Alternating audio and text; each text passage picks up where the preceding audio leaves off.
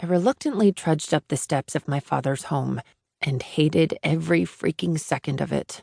Thankfully, the judge was likely at work already. Not thankfully, I was sure that him being on time for work meant that he'd left Jimmy to be taken care of by his wife, a wife that didn't get up until 10 in the morning, meaning that Jimmy didn't get help until well after 10:30, sometimes 11. And since I had today off from work, I had the time to help.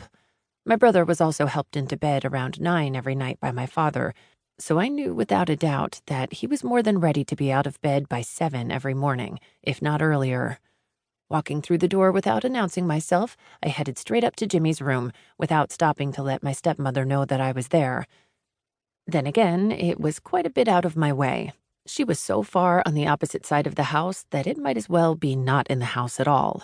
That was mainly because if Jimmy did end up crying out for help because he'd been in one spot too long and things started to really hurt, he would have to yell for Tori. Tori, who went out of her way not to be bothered, i.e. moving her room to the other side of the house and having soundproofing installed just in case. I knocked on the door and waited. "Come in."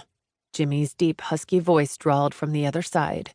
I grinned and threw the door open, laughing when Jimmy's annoyed gaze met mine. "Hey, little brother," I said. "What's up with that scowl?" "Tori is gone." Jimmy sighed. "She had a massage appointment at 9 this morning, and she knew you had the day off. She came in here long enough to tell me that and jet out. She didn't even let me call you first." "There are times when I think I'm close," I said to the room at large. "But then shit like today happens, and I realize that I don't know the motherfucker at all. He's a loose cannon, and I don't ever know what he's going to do from any given day." The chief of police, Luke Roberts, grunted in affirmation. "Which is why we needed you undercover," he muttered. "Kid's gonna light the entire street on fire one of these days, and everybody on the street will just watch him do it." The kid in question was actually Marcus Gomez.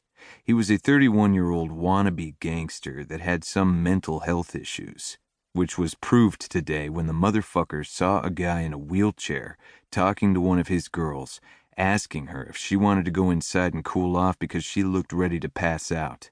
Marcus had heard, "Do you want to leave?" and he'd taken everything out of context.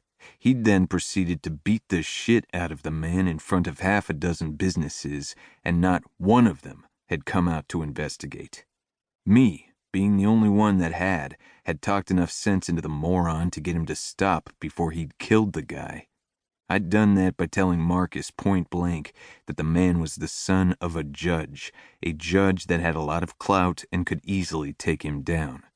He'd relented, but just barely. "Let me know if we can do anything else," Luke said as he stood. "It sounds like you're doing what you can.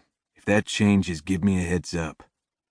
I nodded once in understanding, then stood up and offered my hand. Luke took it, then dropped it. "Not really how I wanted your first assignment on the job to go," he grumbled. "Would have rather put your skills to use. Have you ever considered the SWAT team?"